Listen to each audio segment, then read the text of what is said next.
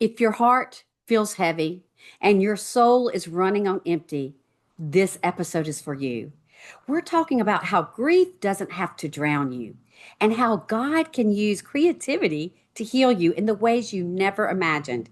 You're about to learn practical, powerful ways to let your soul breathe again. So don't go anywhere. Welcome to Warfare Parenting, faith driven strategies for struggling parents of teens and adult children. I'm your host, Laine Lawson Craft. You're in the right place if you're battling with prodigal children, facing family crises, or seeking spiritual guidance in parenting.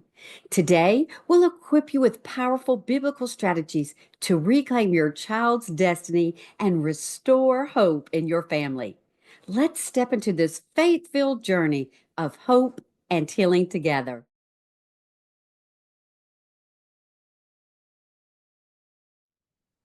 Today, I'm so honored to introduce a friend of mine, and she was in episode one. If you didn't capture episode one of Warfare Parenting with Edie, it was all about weariness and how creativity can help heal when you're weary. And today, she's bringing both comfort and creativity to the grieving heart. Edie Melson is an author, a blogger, and speaker who has encouraged and challenges our audiences all around the world. And she helps us find the gifts that God has given us. When you're diving into this powerful book, Soul Care When You're Grieving, Edie gently walks us through how creativity and sensory experiences can help us reconnect with God and find peace in the middle of pain. If you've ever felt too weary to heal or too broken to begin, this episode will speak straight to your soul. Edie, welcome back to Warfare Parenting Podcast. Thank you. I'm so excited to be here. Well, I am excited. And you know, Edie, one of my missions to everyone that is a part of our community is that I try with everything in me to bring people who have actually walked through the testimony or the books or the messages that they bring. And you certainly have done that. In 2020, you lost your daughter in law. But I want you to share kind of the behind the scenes of how God was already ordaining this book that you were writing before that happened. Absolutely. When I signed with my publisher, she signed me for four different books. Weary, Grieving, for Writers, and When the Nest is Empty. And she decided when each book was going to come out. So 2020 was the year I was supposed to write Soul Care When You're Grieving. And then it would come out in early 2021. And so I went through most of that year writing about grief, which, of course, if you remember, was a really challenging year to begin with. And then in November, late November, right, but just a few days before Thanksgiving, we got a call from one of our sons that said, "You need to get to your other son's farm. There's been an accident." And through a farming accident, our daughter-in-law had been injured and she did not make it. And she passed away, leaving my son and their 3-month-old baby. And so we were thrust into this nightmare of having lost this precious young woman who we all adored. And not only that, but that week was the week that my book, Soul Care When You're Grieving, was due to the publisher. So I called the publisher and I said, "I cannot do this." And she said, "Of course you can't do this. Take care of your family." She said, "But don't destroy anything. There'll come a time when you can." And one of the things that God showed me early on in that difficult time was the fact that He had prepared me. He knew Mm. what was coming, and I had been writing about grief from God's perspective for 9 months before we lost our daughter-in-law. And so you can't ever tell me that God doesn't go before us or that He is not there in the midst of the most horrific times in our lives. Wow, that is so powerful, and it surely encourages all of us today, Edie. Sometimes when we are grieving, and a lot of my parents, grandparents, and loved ones of wayward children today are grieving the fact that their children are maybe in the wrong pathway of a lifestyle, or maybe caught up in addictions, and they're having to grieve that dream that they once had, of what they thought they could be, but it's temporary, and that God has already walked through the tomorrow. That's kind of what I feel when you share this, that he was preparing you and preparing your heart. And he had already walked through your tomorrow in order for you to handle this and then now write it and pen it for all of us to learn. And that's just so powerful, isn't it?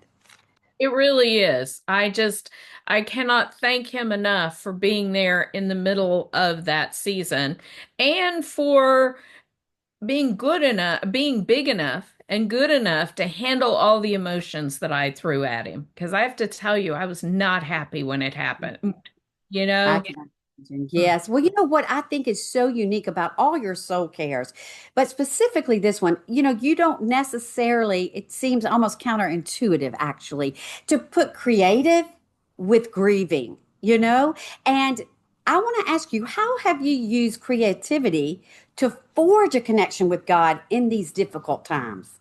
One of the things I did is we moved in with our son to help take care of him and the baby, and they lived on a farm. And so what I would do is as soon as we would get the baby down for his morning nap, I would grab my camera or my cell phone and I would walk the fields and just ask God for something, anything, because during these kinds of times, it's like the world goes black and white.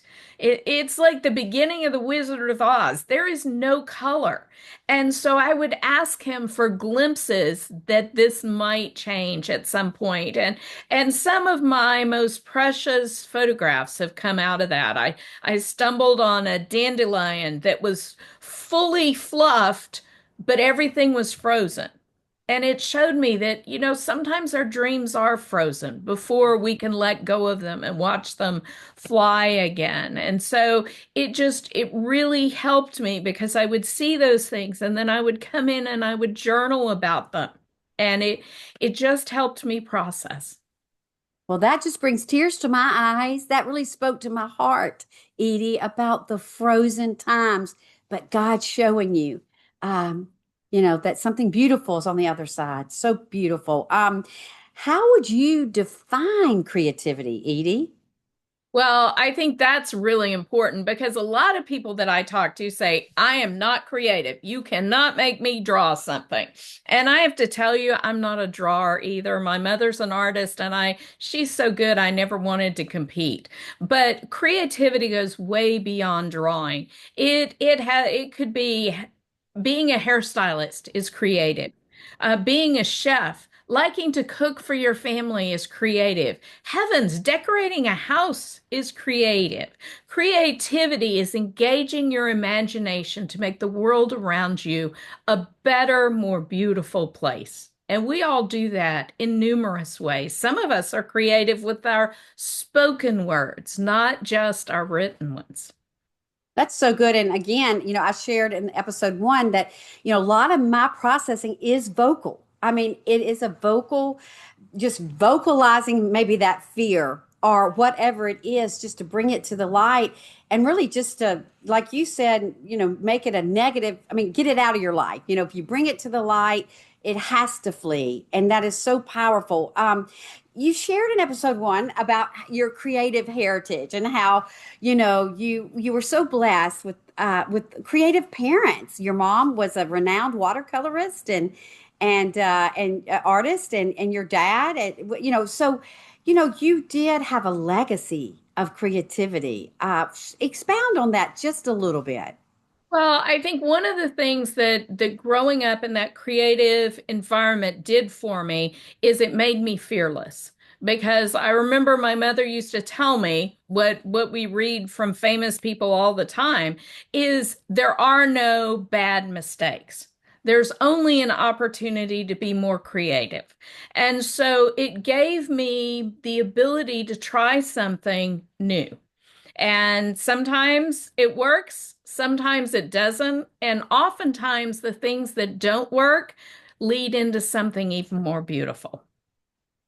Well, somebody might be listening today, Edie, and they really are grieving maybe the dream of their family life right now, or maybe some lost relationships, or they could have lost a loved one. We've got so many children that are battling depression and anxiety and all these things. How could we challenge them today in this deep, deep grief?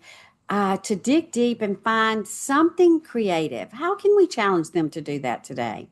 Well, there are creative exercises throughout the book, as well as the fact that I would just challenge you to get out a piece of paper and write down one word. What is one thing you are struggling with? When we lost our daughter-in-law, the word that came out to me was anger.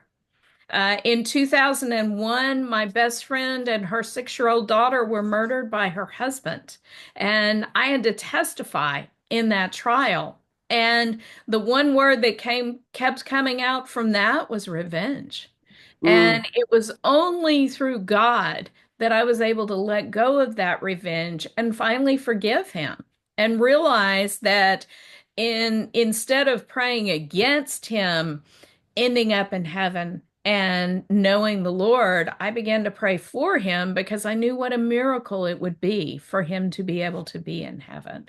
So I think those one word things, when we put that word on paper and we actually look at it, whether we doodle around it or write what we're feeling or whatever we do with it, it gives us a chance to look those hard things head on and let God speak into that situation. And I love to say it also brings it to the light. And I say it over and over. It's when we dig these things deep and don't bring them out that the enemy keeps us captive to them. And so that is so important. And I'll just continue to say, I just love that this is soul care. This is, matching what the creative things God birthed you with and helping and enabling you to process the healing of grieving. And that takes me to my next thing. In the book, do you discuss the stages of grief? I do. One of the things that tripped me up early on in my grieving process with my dad, because we lost him in 2015 to Alzheimer's, was the fact that I had a friend of mine confront me one day and tell me that I was not grieving the right way. She was an extrovert. She grieved verbally all over the place and in ways that helped her and that helped her process. I am an introvert. I go all over the place, but they're on the pages of my journal. And so I wasn't stuffing my feelings. I was putting them somewhere that did me the most good. And so I really felt like I was grieving wrong. And I think that's a common thing for all of us. I also felt like that the stages of grief were orderly, that I would go through stage one, which is denial. And when I was through that, we wouldn't have to deal with that anymore. I could move on to anger. I could work through that. I could go on to the next one. And that's not the way that happens. I mean, you get done with anger and suddenly you are on to acceptance and anger shows up again. It just keeps going around and around. They're not stages as in stage one, two, three, four, and five. They're just common things that most of us will experience during a season of grief, whatever the grief. Yeah, and I love that. Number one, grief is unique. Each one of us processes grief in our own unique way, right, Edie? That's most important. Don't Yes. you think that? I mean, like you said, you didn't grieve like your friend. It didn't look like her grief. We all have our own way to grieve. Do you agree to that? I do. And that was one of the things that helped me so much writing this book is, not only was my son who lost his wife grieving, but his brothers were grieving. The daughter-in-law who had also gone through a pregnancy with the daughter-in-law we lost, she was grieving. And everybody's grief was different.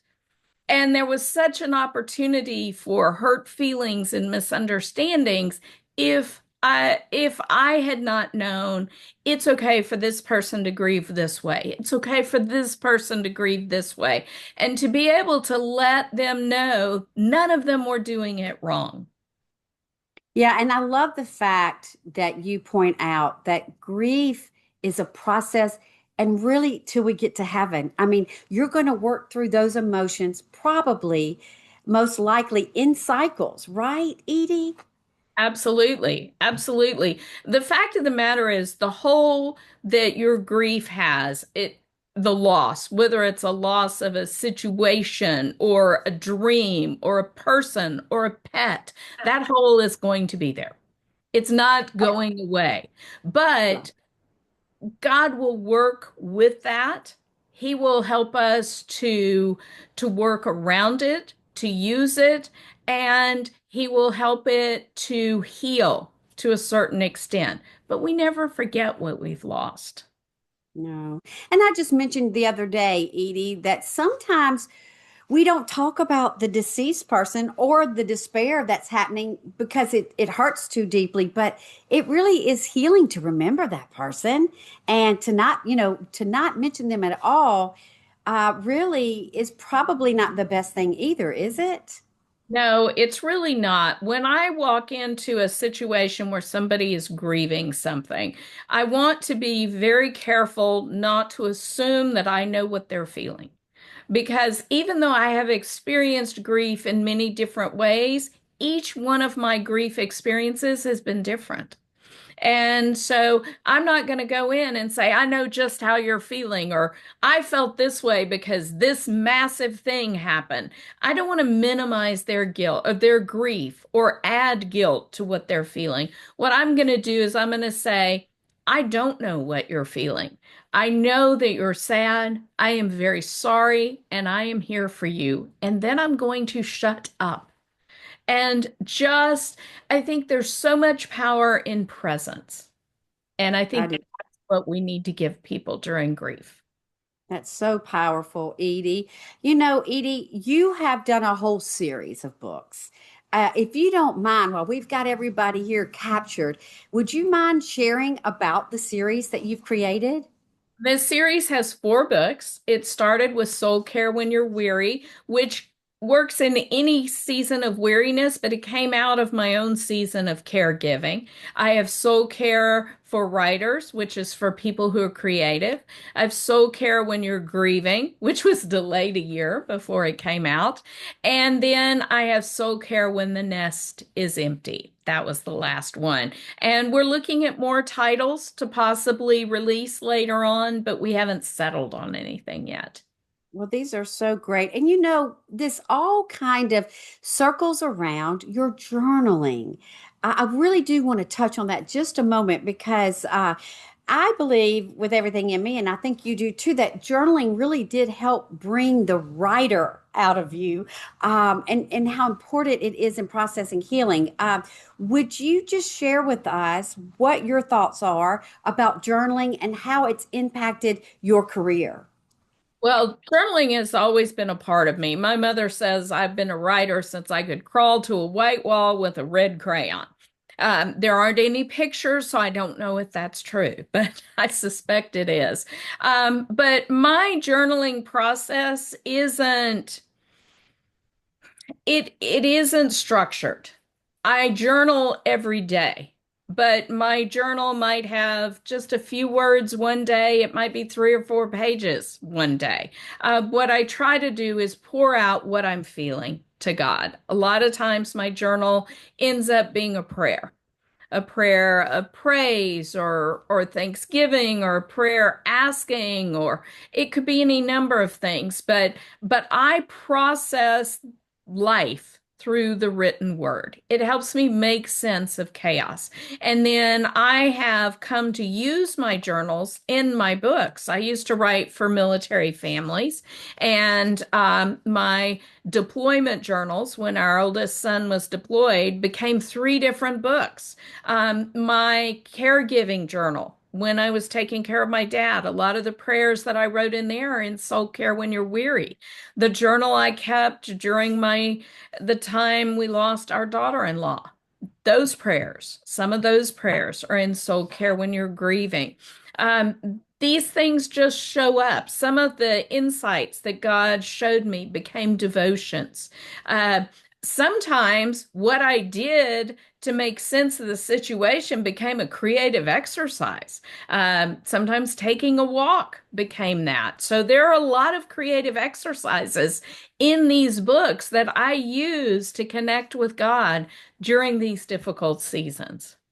Well, again, I'm going to have to read this. I just love this because it really gives us permission to feel and to process. Warning, this book may become dog-eared and stained. Draw in it. Experiment with your creative passions. Learn the healing power of play. Allow God's power to flow through creativity. Soul care. When you're grieving, when you're weary, will become a heart's treasure. I just think these are so powerful. You mentioned prayer, Edie. We both know it is a powerful part of healing. How did prayer help you with the creative connection with God? Well, one of the things I do is I journal my prayers. And I discovered something that I like to call prayer play. And that is where I get outside and I take a walk and I just start talking to God. And half the time I end up laughing and just at the things God shows me, the things he impresses in my spirit, just the feelings that come forward from that. But prayer is not this formal thing. It is a conversation with our Heavenly Father. I mean, imagine if the only time you talk to your kids was in a formal setting. That would be horrible. And I imagine God feels exactly the same way. So I have tried to take prayer into that relationship and just find a way to make it a fun time with my Heavenly Father. Let me ask you something, Edie. This just popped into my spirit. But when we're grieving, we're kind of at a reset. We're having to learn to do life differently, whether it's through death or walking through a very hard season and you're grieving that. This would be a really good time to ask God to reveal to you, is there something creative in me, Lord, that I might have missed? Don't you think that might be a really good time to just say, Lord, I'm learning how to do life again in a different way. Would you show me my gifts that maybe I haven't known about? Absolutely. I think that is a wonderful way to approach this. And they might even be gifts that He's just giving you. They might be new. Mm, that is so good. And again, Edie, in these books, you do help us, kind of guide us through ways, creative ways to reconnect with God and to process all this, don't you? I do. I do. And a lot of times it has to do with how we deal with ourselves and how we can process emotions. Emotions aren't good or bad, they just are. It's what we do with them. And I have to tell you, when we lost my daughter-in-law, there were some really bad emotions that came out, and God still stuck with me. And just that was so healing in and of itself. That's so powerful. I have here, how does Bible study uh, feed into soul care? And what are your hopes for this book? I think that Bible study is a way of getting to know God better. By reading his word, we get to know more about who he is. And the more we know him, the more we're willing to go to him, the more we can trust him. And when we have those Bible stories, those Bible verses in our minds, and we're in a difficult place, the Holy Spirit will bring up what we need. He will remind us of what we have already read. So I think it is very important to include that. I love to journal Bible verses. Sometimes I'll take a short verse and I will emphasize, I'll write it however many words are in the verse, I'll write it that many times, and each time I will focus on one word. So I can do all things through Christ who strengthens me. The first time I might talk about I, meaning that this is personal. It's not just a generic thing. I can. So the next time I would go through and I would focus on can. Satan tells us we can't. God says we can't. Do. It's a process. We have to get up and make an effort. So I take these smaller verses and sometimes even longer ones. I write them out and I mark them up and I dig in deep. So I think it just makes a much richer experience and allows us to know God on a different level. That is so great, Edie. That is such good information today. Speaking of, Edie, where do we find you? How can we connect with you? You've got lots of books. Share with us some of the things that you offer and how we can find you. Well, on my website, ediemelson.com, you will see a downloadable kit that you can print out that's called Soul Care for Weary Creatives. So you could take one of the books, you could put it in a basket, you could include a journal and some colored pencils, and you could take this to a friend who is caregiving or a friend who is grieving and sort of help them start the process. But you can find me on my website. All of my books are listed there. I'm all over Amazon. I'm a lot of other different retailers. I am very fortunate to be the only Edie Melson on the internet at the moment. So you can find me, I guarantee it. And spell it out because they may be working out or walking or in carpool. Spell out your name for them. Edie, 1D, Edie, not Eddie. Last name Melson, M as in Mary, Elson. So let me ask you, Edie, as we end today, what would you leave us with for all those that are here with us? I think I would love for you to know that whatever you're grieving, whether it's a situation, the loss of a dream, the loss of a person, joy does return.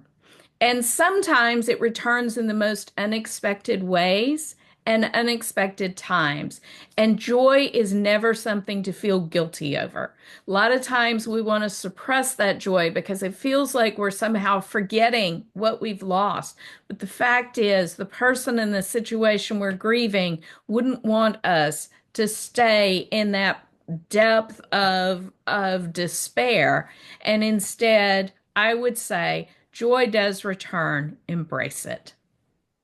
Well, what a life-giving conversation. Edie Melson reminded us that soul care isn't selfish, it's sacred. Whether through journaling, art, or simply slowing down with God, you are invited to discover healing in unexpected places. Her book, Soul Care When You're Grieving, will become more than something you read, it will become something you live. So take the time to let God restore your weary soul. You're not alone in this fight, and there is hope for every step forward. Thank you again, Edie, for this powerful message. Thank you, and I will see you next week on Warfare Parenting Podcast. Thank you for joining us on Warfare Parenting. Remember, you can overcome even the most challenging parenting battles with faith and the right strategies. If this episode has touched your heart or provided valuable insights, please subscribe to our podcast and leave a review. Your support helps other struggling parents find the hope and guidance they need. Until next time, remain steadfast in faith and remember, together we never give up on our families. Visit my website too for my new book, Warfare Parenting, a daily battle plan to fight for your child. The first 10 days are free on my website and many other free resources. Go to LaineLawsonCraft.com.